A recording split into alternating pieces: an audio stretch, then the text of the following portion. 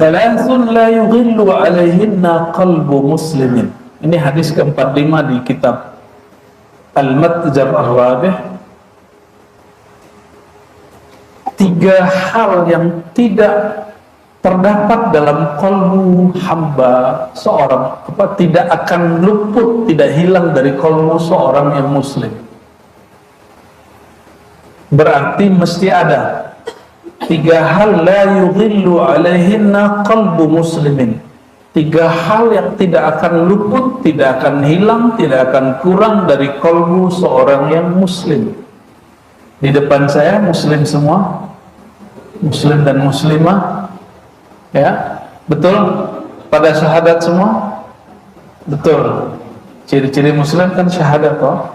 Syahadat, sholat, zakat, puasa, haji. Rukun imannya ada berapa? Oke, berarti sama lah iman kita. Kirain di sini kalau diatin jadi 7 gitu. Oke, apa ya 3 hal itu? Yang pertama, ikhlasul amal lillah. Ikhlasul amal lillah. Ketulusan, keikhlasan beramal semata-mata hanya karena Allah. Kita itu tidak mungkin ikhlas kalau nggak kenal kepada yang kita sembah. Maka ikhlasul amal lillah syaratnya cuma satu, ma'rifatul ma'bud, mengenal yang disembah. Kenapa seorang laki-laki tulus kepada pasangannya perempuan, bekerja pagi, pulang sore? Karena dia kenal, dia menafkahi siapa. Kenapa seorang istri, seorang pasangan, dia rela nunggu di rumah kalau dia tidak kerja, ya, tapi dia kerja di rumah, dia mengabdikan dirinya di rumah. Kenapa? Karena dia kenal kepada siapa orang yang dia abdikan dirinya. Dia kenal, dia mengorbankan keegoannya untuk siapa. Ya pasti ibu-ibu ini juga pengen kerja dong seperti laki-laki. Tapi kalau sudah punya anak, lain cerita, itu berat gitu, ya, sangat berat. Jika kepada manusia nggak kenal, nggak mungkin tulus, apalagi kepada Allah Subhanahu Wa Taala. Oleh karenanya, kalau diringkas makna ini, 3 hal yang tidak pernah luput dari kalbu seorang muslim. Yang pertama adalah mengenal Allah, sehingga dia ikhlas beramal karena Allah. Berarti wajib belajar ma'rifatullah, wajib, ya. Wa munasahatu wulatil amri. Yang kedua, ini ciri-ciri muslim yang ideal. Tadi dia bermakrifat sehingga dia ikhlas. Yang kedua, munasahatu wulatil amr, tulus menasihati, membantu, mendukung wulatil amr, para pemimpin. Coba perhatikan, ini baru masalah dikit yang dihujat, semua salah presiden. Ya, benar ya? Macet di jalan, salah Jokowi. Ya, kita nggak nyoblos dia, cuma kita nggak gitu-gitu amat. Ya, kita nggak gitu-gitu amat. Kita kalau ada orang sudah dipilih, sudah dibaiat, dia diwakili oleh MPR, maka kita mendukungnya dan mendoakannya. Itu yang disebut dengan munasahah. Itu yang disebut nasihat. Bedakan hujatan dengan kritik.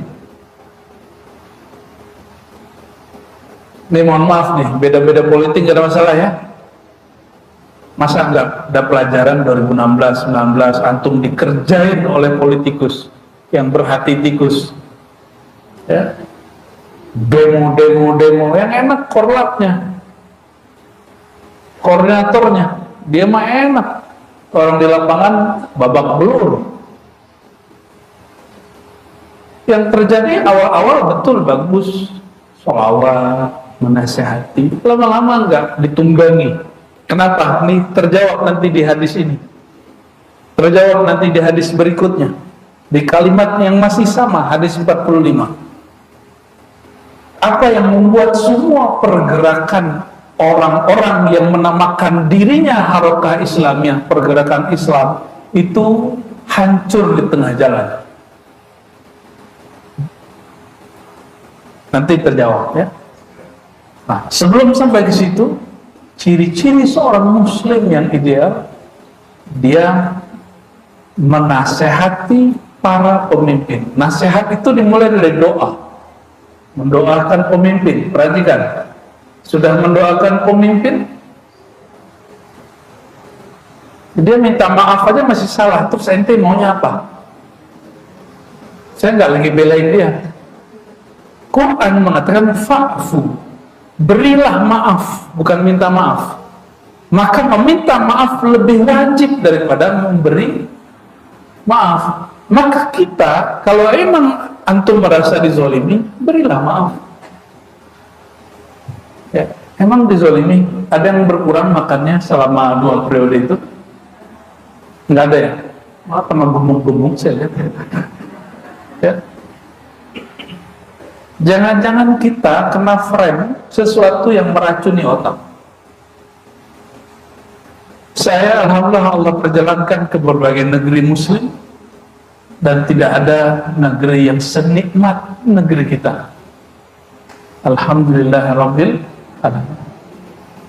Ada satu negara, kalau nggak dapat izin dari kemenaknya, kementeriannya, nggak boleh ngajar di masjid.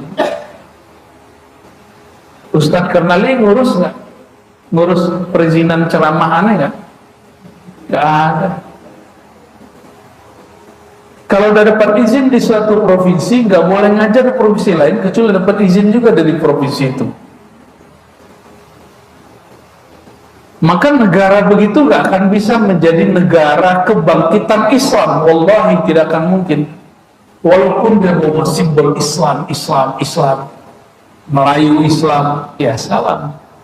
Melayu Islam itu negara yang memberi kebebasan untuk muslimnya, untuk ngaji. Dan itu kita. Terus kok ada ustadz ngomong, wah ini lebih parah dari Fir'aun. Ya, saya nggak nyoblos dia, tapi kalau dia dituduh Fir'aun, saya juga nggak suka, Pak. Fir'aun itu berkata, ana rabbuka, aku Tuhanmu. Ini tanda dia nggak masuk ke hadis yang ideal ini. Mumpung orangnya udah mau turun, Pak. Ya, mumpung orangnya sudah mau turun, kita kan maratin terus, ya. Dihujat PKI dia balas nggak? Ternyata nggak balas, ya. Dihujat, dikata-katain, terus sampai sekarang dia nggak balas. Sekali dia balas, batal munasahatu wulatul umurnya, ya. Ada seorang jamaah kita, sahabat kita di satu negara Islam juga, tetangga kita, memuji-muji orang yang ngata-ngatain pemimpin kita.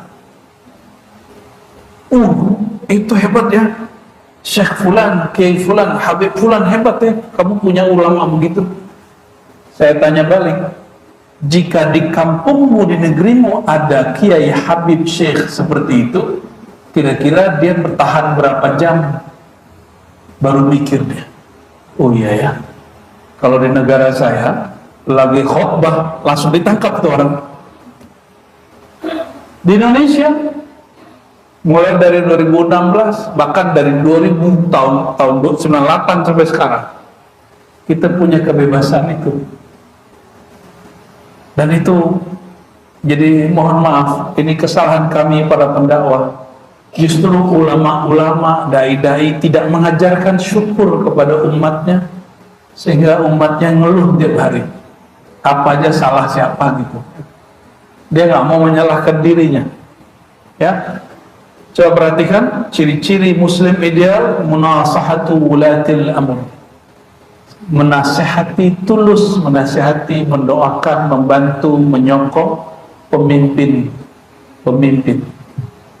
ulatil amr, ya. Kemarin nggak nyoblos yang kepilih, nggak kan? Tapi kalau udah kepilih gimana? Doain, jangan kutuk. Kita hidup di negeri yang dia pimpin, ya. Ciri-ciri satu negeri diberkahi. Ingin diberkahi nggak Indonesia? Ini kita masih punya jatah berapa tahun barangkali, wallahu alam, sampai negara. Masih ingat pandemi? Itu banyak negara mau tutup. Itu negara bangkrut, sisa namanya. Itu negaranya udah hampir nggak ada. Sampai sekarang masih ada efeknya. Bangladesh, kemarin lihat, Sri Lanka, itu pemimpinnya kabur. Itu efek dari pandemi. Nanti mungkin akan ada krisis yang lebih dahsyat dari itu. Sebelum itu terjadi, kita majukan negara kita, walaupun cuma beberapa tahun ini. Ya, gimana supaya negeri ini diberkahi? Mau diberkahi?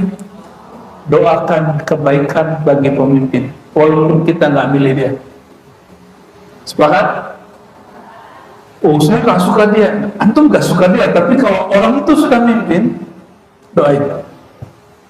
Ya, saya aktivis 98, saya benci sama dia, ini masalah, itu urusan lain.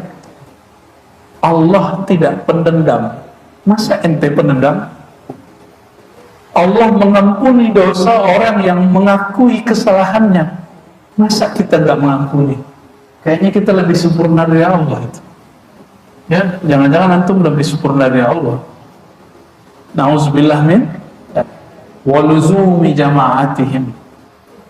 Dan yang ketiga yang ada pada seorang mukmin muslim di kalbunya, suka cinta berjamaah. Suka dan cinta berjamaah, ngaji jamaah, ya, pergerakannya berjamaah.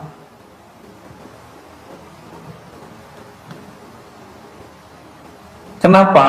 Fa inna da'watahum tuhitu min man wara'ahum. Karena doa jamaah atau doa para pemimpin itu meliputi orang-orang yang ada di dalam lindungannya. Sampai di situ itu muslim ideal. Coba, Indonesia sudah ideal belum muslimnya? Katanya Indonesia muslim terbanyak, tapi apakah muslim paling ideal? Pertama tadi apa? Kolbunya bermakrifat sehingga dia ikhlas. Yang kedua, ya, ciri orang menasihati pemimpin paling basic dia mendoakan. Paling basic. Kalau dia punya lisan, dia katakan yang baik. Senang nggak dinasehatin, dikritik di depan orang? Nggak. Benar, serius. Serius nih. Ada orang nge-tag di kita, terus kita dikata-katain di Facebook, di Instagram. Marah nggak? Tersinggung? Ya, karena antum bukan wali soalnya. Kalau wali Allah nggak tersinggung, diam aja, biarin gitu. Repot ngurusin satu orang, satu akun. Oke, kenapa pergerakan manapun, masjid manapun, ormas manapun, harakah manapun, pergerakan-pergerakan Islam apapun namanya, itu di tengah jalan hancur? Ini dijawab di sini. Wa man kanatid dunya niyatuhu farraqallahu alaihi amrahu. Nah, ini kalimat sangat jelas, ini kaidah. Ini kaidah dari Sayyidina Muhammad sallallahu alaihi wasallam. Siapa yang dunia niatnya, dunia itu isinya apa aja? Dunia isinya apa aja? Mulai dari basic dong. Makan, minum, berarti urusan duit. Ya. Apalagi kalau udah makan, minum, tenang aja banyak, punya syahwat, kawin. Apalagi kalau sudah kawin, makan, berduit, pengennya apa? Berkuasa, pengen terkenal, Maka popularitas bagian dari ujung dunia. Jadi dunia itu basicnya adalah uang, dinar, dirham, ujungnya popularitas.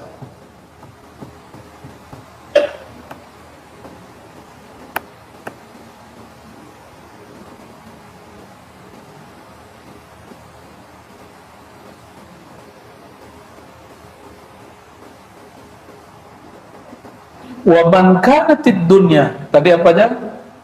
Uang, ujungnya tadi apa? Tengah-tengahnya kekuasaan, ya, tahta dan pasangan. Jangan wanita doang, laki-laki juga. Bagi perempuan laki-laki, bagi laki-laki perempuan sama aja. Saya yakin tuh, ya. Ada teman kita dulu sesama santri ngomong gini, kita mah ngeliat fisik laki-laki gak tertarik. Saya tanya sama dia, terus menurut kamu bagaimana dengan ibu-ibu sosialita yang melihat Sayyidina Yusuf lewat, lalu mereka melukai tangannya dan mereka tidak merasa terluka? Tuh bayangkan, lihatin Yusuf ini gak terluka, padahal luka. Padahal luka. Berarti fisik penting, penting sekali. Bohong kalau fisik nggak penting. Cuma nilai yang di belakang fisik itu lebih penting. Ada cowok cakep atau melehoi gitu. Cowok cakep tapi nggak tegas, ya sunat lagi dia harusnya. Wa man kanatid dunya niyatuhu, siapa yang dunia adalah niatnya, niat di kalbu atau di pikiran? Di kalbu. Siapa yang naruh dunia di kalbunya, gitu maksudnya. Mau dia ustadz, mau dia pemimpin, mau dia seorang pegawai, karyawan, mau dia suami, mau dia istri, mau dia santri, mau dia kiai, sama. Siapa yang dunia yang dia mau. Sekarang kiai ngebet pengen terkenal, lucu. Kiai kok pengen terkenal? Kata Imam Mu'tazilah, untuk apa kamu pengen terkenal? Engkau jika mengajar, engkau akan dikenal oleh makhluk yang engkau ajar. Terus pengen terkenal di mana? Pengen jadi seleb, jadi salep aja. Yang dikenal pada hakikatnya hanya baginda Nabi Muhammad SAW, ya.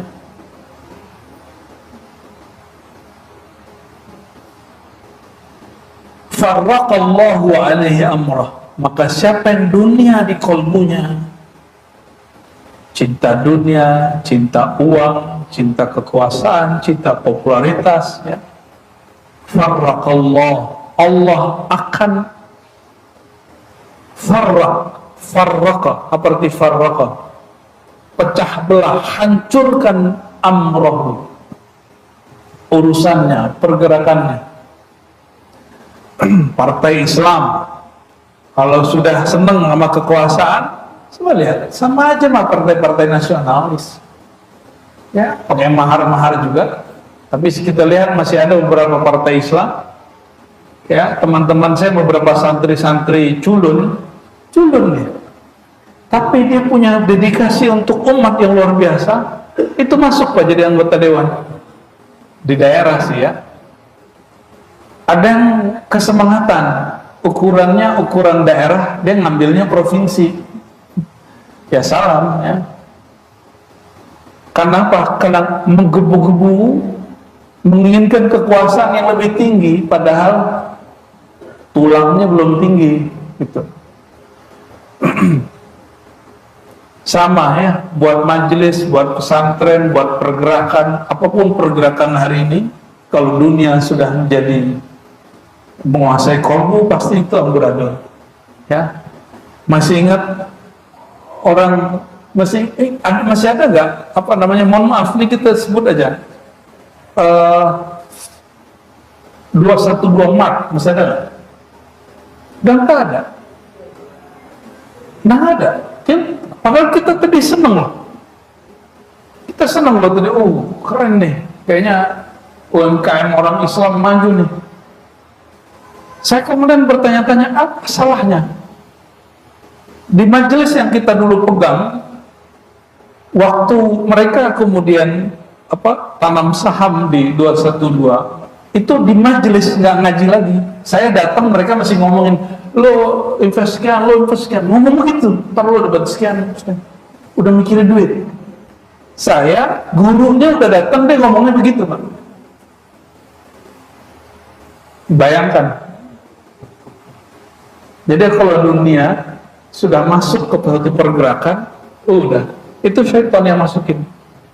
Ya, syaitan yang masukin. Jadi cara syaitan untuk merusak satu pergerakan atas nama agama, masukin cinta dunia. Gak rusak sama uang, ya rusak sama kekuasaan. Gak bisa rusak sama lawan jenis. Gak bisa juga sama popularitas. Begitu terus, ya. Wa ja'ala faqrahu baina 'ainaihi. Dan orang ini akan ditanam di dalam dirinya, ainai, antara dua mata, berarti pikiran. Ini yang disebut banyak pikiran, akan ditanam dalam pikirannya faqrahu, mental fakir miskin, walaupun dia kaya. Coba lihat semua koruptor, itu orang miskin atau orang kaya? Orang berkuasa atau orang tidak berkuasa? Tapi mentalnya miskin. Nauzubillah, summa nauzubillah. Walam ya'tihi minad dunya ila ma kutiba lahu. Dan dia tidak dapat bagian dari dunia kecuali yang telah ditentukan baginya. Jadi orang yang berniat mencapai dunia, dia pasti dikasih dunianya, tapi nggak lebih. Wa man kanatil akhiratu niyatuhu wa man kanatil akhirata niyatuhu. Sebaliknya, siapa yang melakukan pergerakan amalan akhiratlah niatnya, jama'allahu amrahu, Allah akan satukan, berkahi urusannya. Ya, saya sudah banyak ikut aliran-aliran, alhamdulillah. Jadi dulu habis saya suluk tarekat Naqsyabandi 40 hari, kita minta izin ke guru untuk rihlah diniyah, fikrah, pemikiran. Maka untuk fikih saya ngaji salafi, ngaji hadisnya salafi. Untuk dakwah saya ikut jemaah tabligh. Untuk semangat kebangkitan dengan ada ekonominya, kita dulu punya ustadz dari Darul Arqam, ya, sampai kita hafal nasyid Malaysia itu dulu, ya, nasyid Hawari kalau di Indonesia. Maka saya tahu orang-orang yang terkenal beberapa di Indonesia itu masa lalunya pergerakan itu, ya. Kita nggak tahu dia punya misi tersembunyi lagi atau tidak, nggak ada masalah juga. Termasuk juga kita ikut kajian-kajian Said Qutb, ya, kitab-kitab Said Qutb, Ikhwanul Muslimin, Hasan Al-Banna. Dalam tafsir, dulu saya ikut kajian tafsir orang-orang NI, ya, tafsir tematik, indeks. Itu bersamaan, jadi dalam beberapa tahun itu bersamaan kita ikut.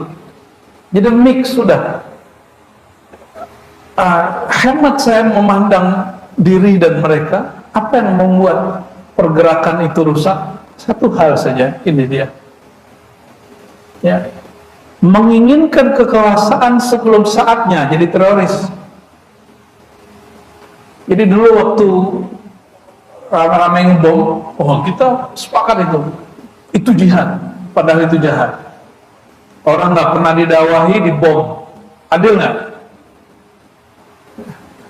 Boleh nggak begitu?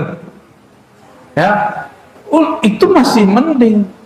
Di Suriah ulama lagi buka tafsir Quran, dibom, ditembak.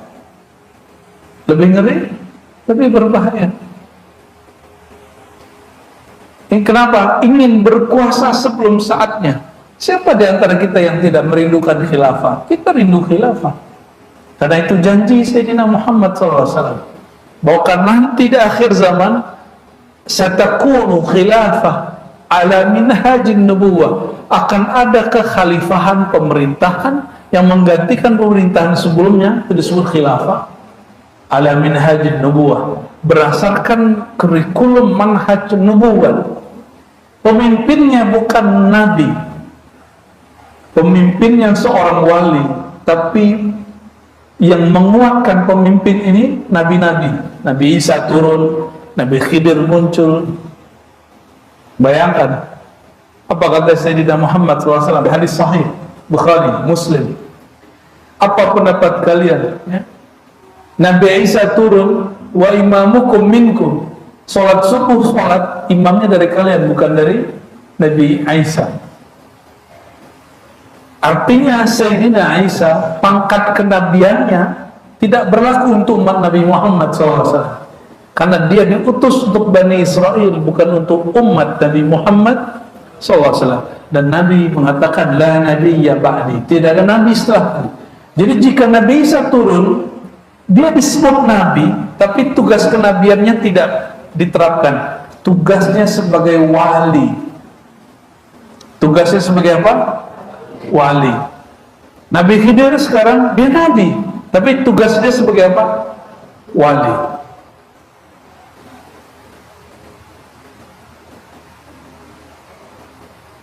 Jadi semua pergerakan yang kita ikuti semuanya merindukan khilafah. Namun pas kita lihat ada yang kemudian terjebak kepada materialisme. Oh, kalau mau khilafah bangkit, hidupkan dinar dirham. Saya protes, Ustaz, dinar dirham itu sudah ada sebelum zaman Nabi Muhammad SAW. Oh, tidak ada. Dinar dirham ada di Quran, bukan sebelum Nabi. Ya sudah, Ustaznya nggak buka matanya, baca sejarah. Baca dong apa, the history of dinar dirham. Ada. Dinar dirham itu nama daripada pemimpin di Persia dan Romawi. Romawi lebih pasnya. Dan Nabi adopsi itu. Maka kenapa kita sekarang pakai uang kertas? Karena sekarang itu yang berlaku. Karena al-aslu fil muamalat dan ibahah, pada dasarnya muamalat transaksi itu boleh. Bahkan sekarang udah gak pakai uang kertas. Pakai uang apa sekarang?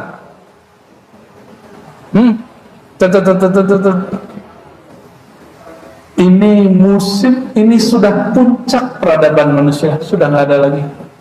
Hemat saya, ini sudah puncak.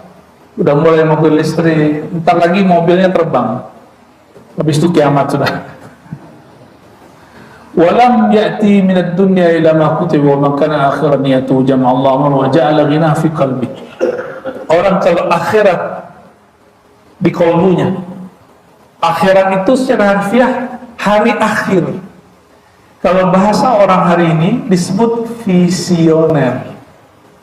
Orang yang punya visi, maka dia ngejar visi, tujuan dia apa? Kalau orang sudah punya tujuan, jalan di sini mentok, dia tunggu nggak jalannya dibuka, atau dia buka jalan baru? Yang penting dia nyampe. Yang mana yang pas? Nah, yang disebut mujaddid setiap 100 tahun itu yang membuka jalan baru, yang penting nyampe di ujung. Dan mohon maaf, ini saya harus luruskan, banyak orang mengatakan bahwa mujaddid tahun ini muncul 2024, belum. Kenapa? 2024 itu baru 100 tahun dari tumbangnya khilafah Utsmaniyah.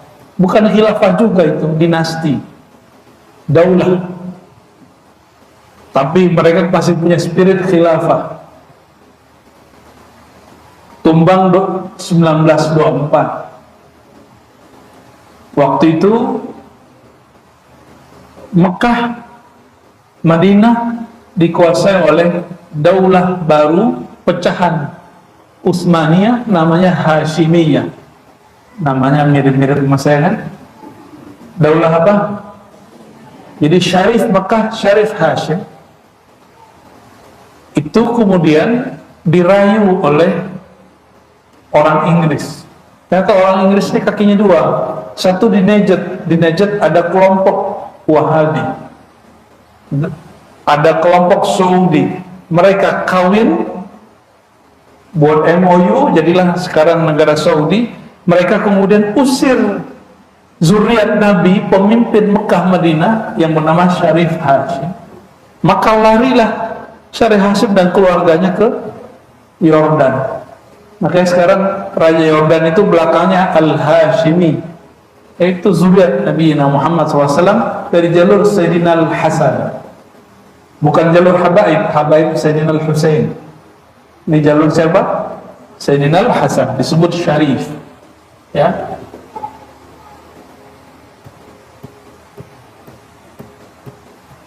Tahun berapa dia terusir? Seluruhnya kekuasaan dari Daulah Hashimiyah itu mutlak sudah tidak ada lagi. Tahun 1933. Maka kalau dihitung dari standar Mekah, seharusnya kebangkitan Islam nanti 100 tahunnya. Nah, ini hemat kita. Kita boleh uji-uji sejarah toh, ya. Siapa tahu insya Allah benar. Dan saya agak tidak sepakat ketika orang mengatakan pemimpin ormas A, B, C, D itulah mujaddid. Enggak begitu. Enggak semudah itu menjadi mujaddid. Mujaddid itu seorang wali, orang yang paling kenal Allah di zamannya, orang yang paling mampu menjadi bayang-bayang sunnah Nabi Muhammad SAW. Nabi ngapain dia ngikutin persis gitu, akhlaknya, keilmuannya, dan lain sebagainya. Masih kuat lanjut hadis? Jadi hadis terakhir deh ya. Ini hadis terakhir ya. Dari Ibnu Rudain qala Rasulullah SAW. Hadis ini riwayat Tabarani. Nabi SAW bersabda, "Ma min qaumin yajtami'una ala kitabillah yata'atawnahu bainahum illa kanu adyafan lillah." Kalau jadi tamu presiden senang nggak? Kalau tamu dari presiden alam semesta senang nggak? Ya, pemimpin pemilik alam semesta. Apa kata beliau? Tidaklah berkumpul satu kelompok yajtami'una ala kitabillah, berkumpul mempelajari kitabullah, ilmu Allah, sunnah Rasulullah, yata'atawnahu bainahum, mereka saling sharing ilmu, kita sebut muzakarah atau ta'lim begini, illa kanu adyafan lillah, maka mereka menjadi tamu-tamu Allah. Jadi kalau orang haji umrah disebut duyufur rahman, orang haji ilmu disebut duyufullah. Mana yang lebih tinggi?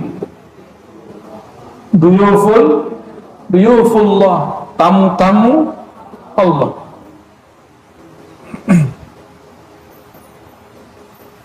Wa illa, bahkan haffathumul malaikah, malaikat mengurugi mereka sampai mereka berdiri. Jadi nanti sampai kita bubar, itu malaikat nggak bubar, nunggu kita bubar. Cuma nggak ada yang lihat kan? Kalau ada yang lihat gawat. Au yakhudu, atau mereka membicarakan yang tidak berkait lagi dengan kitabullah dan sunnah Rasulullah, nggak berkaitan lagi dengan ilmu di majelis. Tapi ngomongnya ngomong, nah, termasuk Yahudu itu cenderung ngapain? Membuka sosmed yang tidak bermanfaat. Ya, kita tidak menyarankan lagi main sosmed. Buka YouTube itu channel pengajian aja lah. Ya, pengajian sama dengerin lagu-lagu nasyid yang atau lagu-lagu yang seger gitu. Di luar itu gak usah lah.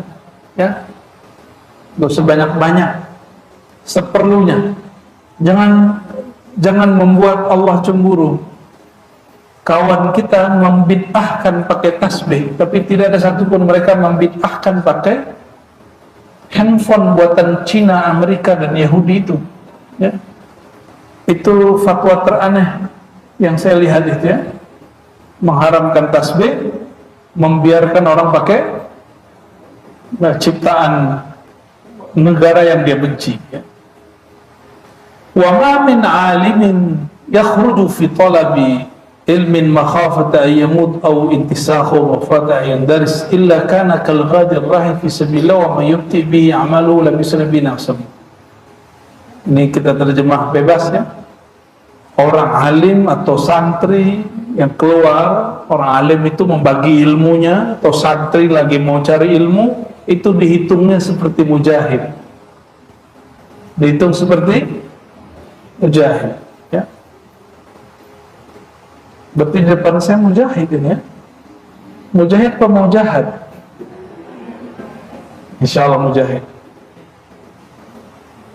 Lalu ditutup dengan satu kisah dari Abdullah bin Ahmad bin Hanbal, anak dari imam yang keempat. Beliau berkata, aku pernah bertanya kepada ayahandaku, Imam Ahmad bin Hanbal, pendiri mazhab Hanbali, murid Imam Syafi'i. Dia punya anak namanya siapa tadi? Abdullah. Abdullah bertanya kepada ayahnya Imam Ahmad, wahai Imam Ahmad bin Hanbal, kita sering salah menyebut, kita sebut Imam Hanbali. Imam Hanbali itu enggak, secara nama enggak benar. Nama beliau Ahmad bin Hanbal. Hanbali itu nama mazhabnya. Kalau Imam Hanbali banyak, ada ribuan. Kalau Imam Ahmad bin Hanbal, pendiri mazhab Hanbali, satu orang itu. Wafatnya tahun 241 Hijriah. Udah lama, ya? 200 berapa? Sekarang berapa? Bayangkan, ini hebatnya ahli hadis. Kisah di zaman itu masih ditulis sampai hari ini, masih ada. Qultu li abi, aku bertanya kepada ayahandaku, atahajjadu bil-lail aw aktubul ilma. Wahai ayahanda, jika ada dua amalan, satu tahajud wiridan, satu nyalin ilmu, nulis ilmu atau diskusi, mana yang aku pilih? Qala uktubul ilma, salinlah ilmu, pelajarilah ilmu.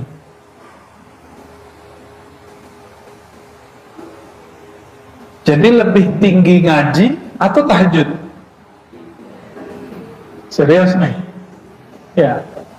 Terus kenapa masih ada jamaah kita lagi ceramah ustadznya pagi-pagi, suruh masuk terus dia berdiri? Itu orang alim atau orang bodoh? Mohon maaf, antum yang bilang bodoh. Lebih utama mendengarkan kalam sang guru yang alim itu daripada dia sholat 2 rakaat. Tapi yang terjadi hari ini apa? Karena mendengarkan hadisnya separuh-separuh, lalu antum ngamalin sunnah dengan nafsu, ingin dapat pahala haji umroh, kan nafsu itu. Jadi kita beramal pun jangan pakai nafsu. Beramal itu pakai tuntunan hati. Ya, hati itu maunya ilmu.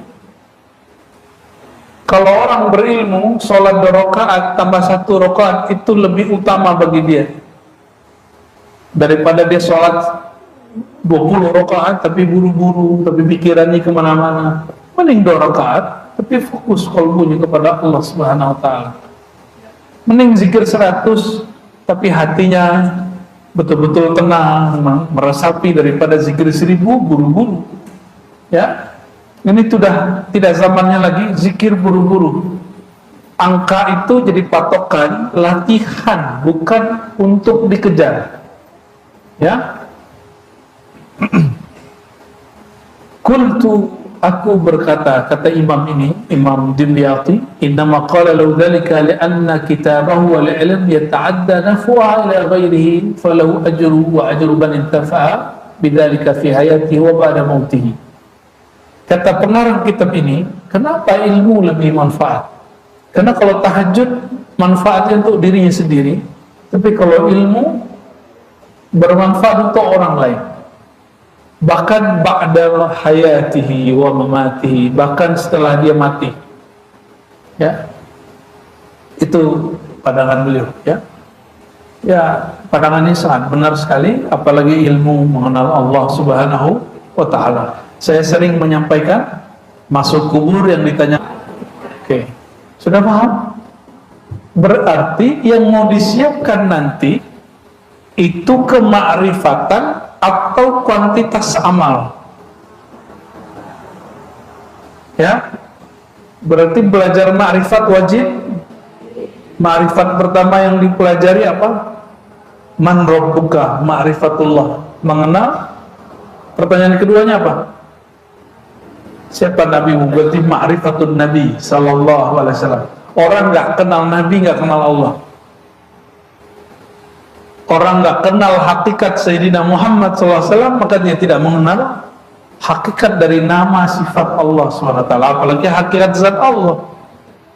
Ya, oleh karenanya al-fana fi Sayyidina Muhammad SAW, fi hubbi Sayyidina Muhammad SAW, al-bab al-awwal fi fana'i fillah. Orang asik belajar mencintai Nabi Muhammad, itu awal cinta kepada Allah. Sudah cinta ke Allah belum? Nggak bisa dibayangkan. Jadi cinta ke Allah itu diukur dari cinta kepada Nabi Muhammad SAW. Karena Allah itu transenden, nggak bisa dibayang-bayangkan. Jadi alat indikator kolbu ini cinta kepada Allah, seberapa cinta dia kepada Nabi Muhammad SAW. Ada yang sudah ketemu Nabi Muhammad? Belum? Belum ya? Berarti cari pewaris Nabi Muhammad. Maka mencintai pewaris Nabi Muhammad ini cinta rohani, bukan cinta fisik. Cinta rohani.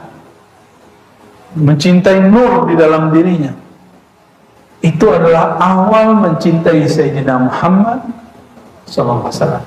Jadi mulailah cintai guru-guru, muallim, para ulama, bukan cinta emosi. Ya, bukan cinta kelompok mazhabi, bukan cinta-cinta politik. Ini kalau ustadznya beda politik, maka kita nggak ikut lagi. Ya, ini paling lucu ya, jamaah itu kayaknya paling lebih alim dari ustadznya. Ustadz itu hebat, tapi sering ngomong begitu tentang gurunya. Berarti ente aja jadi guru, ya.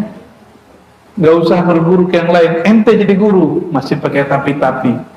Berguru itu tanpa tapi. Baru ilmunya berkah. Baru guru ilmunya berkah, ya. Allahumma sholli ala Sayyidina Muhammad wa ala Sayyidina Muhammad. Udah jam 9. Ada pertanyaan?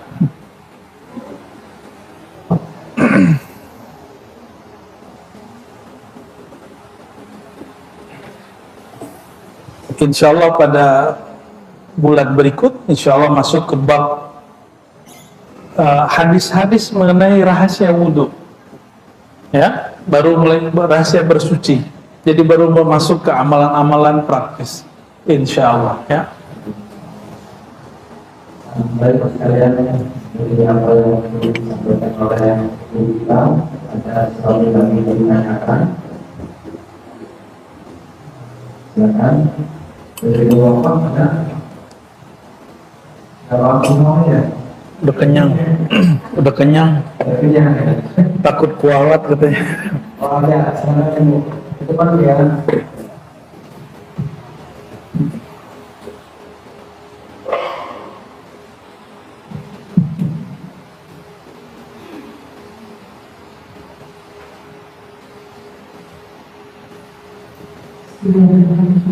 Assalamualaikum warahmatullahi wabarakatuh.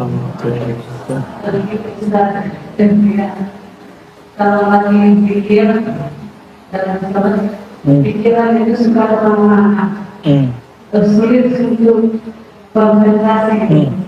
Allah tidak mengatakan hamba yang lain. Apakah kalau lagi tidak itu Allah tidak mengatakan? Ya, oke.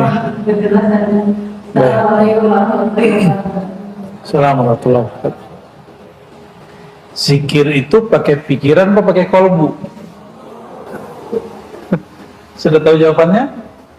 Kalau pikiran pasti banyak, tapi kalau kolbu cuma satu. Kolbu kita bukan untuk pasangan kita loh ya. Kolbu kita hanya untuk Allah Subhanahu wa Ta'ala. Kenapa Allah mengatakan dalam ilhamnya Syekh Abdul Qadir Jilani, dan ilham yang diterima juga oleh Zunnun Nasri, lalu ditulis kembali oleh Imam Ghazali, qalbul mu'min arsyullah atau baitullah. Kalbu orang beriman itu tempat ingat Allah, bukan pikiran. Jadi ibu zikirnya pakai pikiran, makanya begitu. Kalau ibu kerja pakai pikiran, ngurusin rumah pakai pikiran, jangan pakai zikir ya. Tapi kalau kita sedang berzikir pakai qalbu, dan itu caranya mesti ditalqin oleh ahli zikir. Karena belum ditalqin itu, udah ditalqin aja masih begitu kadang ya. Udah ditalqin, kalau nalkinnya nggak sampai nusuk sampai ke qalbunya, maka dia akan mencari-cari ya. Jadi kenapa seseorang tidak dapat khusyuk dalam sholatnya, tidak dapat konsentrasi dalam zikirnya? Karena secara tempat dia salah pasang. Kalau di kampus kita nyebut salah epistemologi, salah cara menerapkan alat. Alat ini untuk apa, dipakainya untuk apa. Kalau makan yang ada, makan soto Betawi pakai garpu apa pakai sendok? Ya, pakai sendok apa pakai jari? Katanya haram kalau pakai sendok, katanya haram. Jadi alat untuk ngambil ini harus benar. Yang mesti pakai sendok kita sendokin, yang mesti pakai garpu kita. Oke, itu ilustrasi aja ya. Oke, terjawab? Ya, ibu cari guru yang bisa mentalkin. Ya, banyak kali talkin di Indonesia, banyak. Ya, kalau enggak datang ke Ribat, di sana sudah ada Buya Asfi, Buya Aldomi, Buya Yunal, itu mereka sudah biasa mentalkin zikir. Ya, tapi itu biasanya ada tahapan-tahapannya. Disuruh zikir apa dulu baru talkin. Ya, datang aja ke Ribat kalau mau talkin. Tapi bukan nama saya ya, talkinnya. Oke, lanjut. Assalamualaikum warahmatullahi wabarakatuh. Assalamualaikum.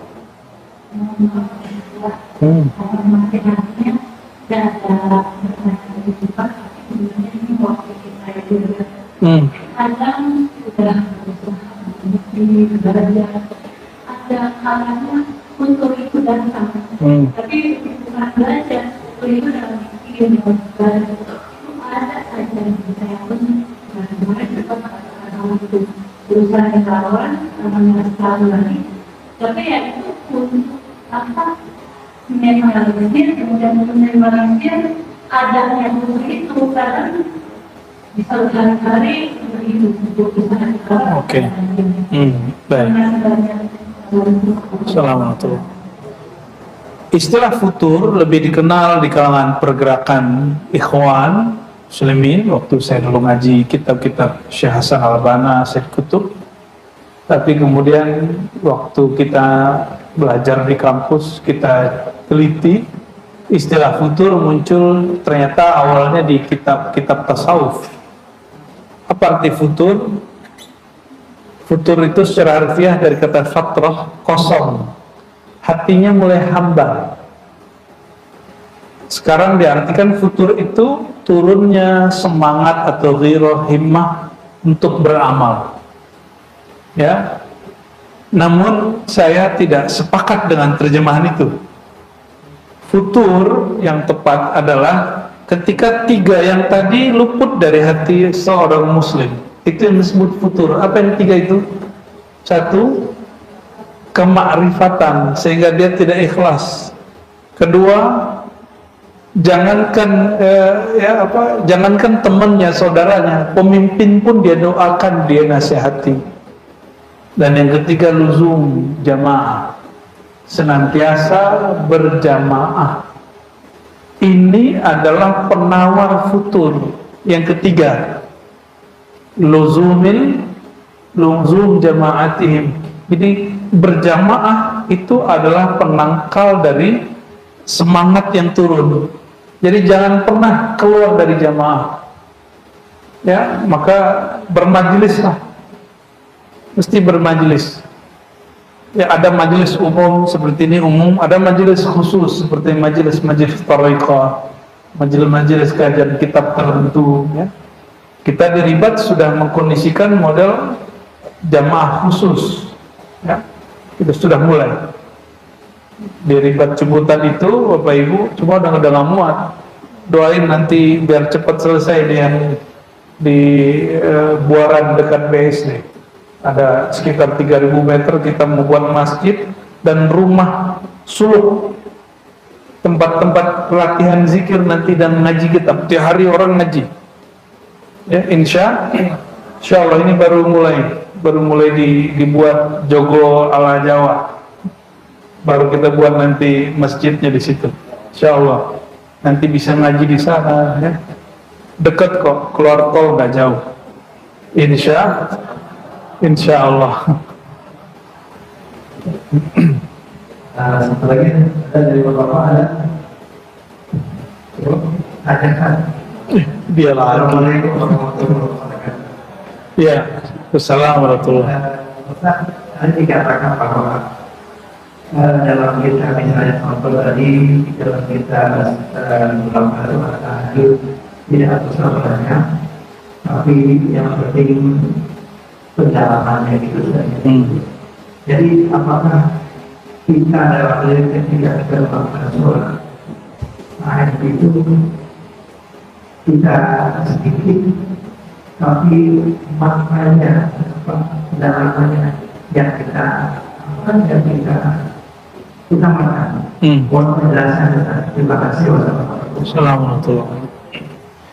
Sholat khusyuk atau sholat berkualitas itu caranya dua aja. Mengenal yang disembah sehingga terasa waktu menyembahnya. Dan yang kedua, menghayati makna bacaannya. Cuma lebih cepat yang pertama. Kalau yang kedua mesti jadi santri dulu, harus bisa bahasa Arab. Repot kan? Ini mau belajar bahasa Arab? Nggak yakin saya. Wajahnya nggak nampang. Kalau diajarin nahu sorot jadi syarat. Ya, qara'a yaqra'u qira'atan fahuwa qari'un wa dzaka makru'un. Pusing kan? Paling santri doang yang paham itu. Jadi jangan berhenti di memahami makna, capek Pak Mehmet. Masa dari dulu ngaji memahami makna mulu? Kenali yang disembah. Mengenal yang disembah, pertama kenal namanya, sehingga kenal sifat-sifat yang punya nama, kenal perbuatan yang punya nama, baru zat yang punya nama nanti memberi rasa. Gitu, mudah kan? Makanya awalnya salat takbir. Emang takbir mau dimana-manain apa? Mau diterjemahin jadi 70 makna? Sederhana sekali, Allahu Akbar, sederhana. Semua orang tahu makna Allahu Akbar, nggak mesti nyantri. Allahu Akbar, hanya Allah yang besar. Berarti kita udah, itu awal khusyuk. Jadi khusyuk itu dimulai dengan mengecilkan ego diri, kalau perlu tiada lagi ego diri, yang ada hanya egonya Tuhan, egonya Allah Subhanahu wa ta'ala. Rasakan kalau sesuatu yang besar pasti kita bisa memandangnya. Memandang Allah bukan dengan mata ini, memandangnya dengan rasa yang ada dalam rohani kita. Ya. Maka kita kalau melihat orang senang nggak senang itu kan bukan pandangan fisik, itu pandangan rasa. Rasa itulah yang menghubungkan kita dengan Allah. Dan mana ada rasa kalau nggak kenal? Ya, khusyuk itu terjemahan lainnya hormat, respect, hormat kepada orang. Sejak kapan kita menghormati orang yang tidak dikenal? Nggak ada. Maka syaratul hurma, ihtiram, an na'rif al-muhtaram. Kita, syarat kita hormat itu kita kenal siapa yang kita hormati. Kalau nggak kenal, ngapain dihormati? Nah, khusyuk itu puncak dari penghormatan. Dan mustahil orang khusyuk kalau dia tidak kenal siapa yang dia hormati, yang dia sembah. Ya. Makanya yang belum kesampaian ngaji Asmaul Husna. Ya, belum kesampaian ya. Ya, pernah kita buat juga dengan komunitas muslim di Jerman. Udah mau selesai, tiba-tiba saya nggak bisa, mereka juga nggak bisa, terus nggak tahu kenapa, udah putus aja. Tapi itu masih ada, ya, recordnya masih ada, silakan disimak kalau ini. Ya. Juga termasuk ada kajian saya dulu, kajian Asmaul Husna di komunitas lama kita ada. Itu jalan pertama mengenal Allah Subhanahu wa ta'ala, ya. Kalau mau kenalan nama atau pekerjaan? Coba kenalan dulu. Ya, nama saya Ar-Razi. Kerjaan kamu apa? Gitu, gitu nggak? Atau gini? Ya, kamu pemarah ya? Emang begitu kenalan? Kan enggak. Kenalan pertama apa? Siapa namanya Ustaz? Gitu. Berarti ma'rifat pertama yang wajib diketahui manusia adalah ma'rifat nama. Mengenal Allah, mengenal namanya. Maka mengenal Sayyidina Muhammad SAW, mengenal nama-namanya. Allahumma salli wa sallim wa barik. Ya, baru orang akan paham. Dan tidak mungkin merasakan Allah hadir kalau tidak merasakan nur Sayyidina Muhammad SAW hadir. Ya, jadi wajib belajar ma'rifatun Nabi. Ma'rifat, mengenal sosok Nabi itu biasa ada hadis. Ini kitab yang kita pelajari itu sosok kenabian, amal-amalnya, syariat-syariatnya. Tapi ada yang lebih dahsyat. Ya, ma'rifatu asrarin Nabi, mengenal rahasia-rahasia keilmuan Nabi Muhammad SAW. Itulah yang beliau maksud, umatku tidak, aku tidak tahu, ya, tidak diketahui manakah yang terbaik, yang dahulu, pertama, sahabat, atau akhir zaman. Artinya ini legitimasi dari Nabi Muhammad SAW bahwa para sahabat mereka utama dalam iman. Iman sahabat nggak ada yang bisa kita tandingi. Iman sahabat Abu Bakar, Umar, Utsman di atas iman mereka iman Nabi Muhammad SAW. Tapi untuk kemakrifatan, keilmuan itu jagonya akhir zaman. Dan saya berharap, berdoa semoga negara kita Indonesia, karena setelah kita melihat banyak negara yang menganggap dirinya Islam, ternyata kebebasan mempelajari ilmu tentang Allah itu cuma di negeri ini. Ya, negeri jiran ada orang mau makrifat difatwain sesat oleh MUI-nya. Serius. Ada orang ngomong buka tarekat Syatariah, itu sahabat saya difatwain sesat. Tarekat Idrisiyah, imamnya meyakini bahwa dia langsung ditalkin Rasulullah SAW, padahal jaraknya dengan Nabi sekian abad, itu langsung difatwain sesat. Di Indonesia biasa aja, ya. Silakan Anda mengaku ketemu Rasulullah, silakan. Ya. Yang penting pertanggungjawaban rohaninya. Nah, semoga negeri ini menjadi tempat mercusuar, bahkan lebih dari mercusuar, sumber dari kebangkitan Islam akhir zaman, ya. Insya Allah.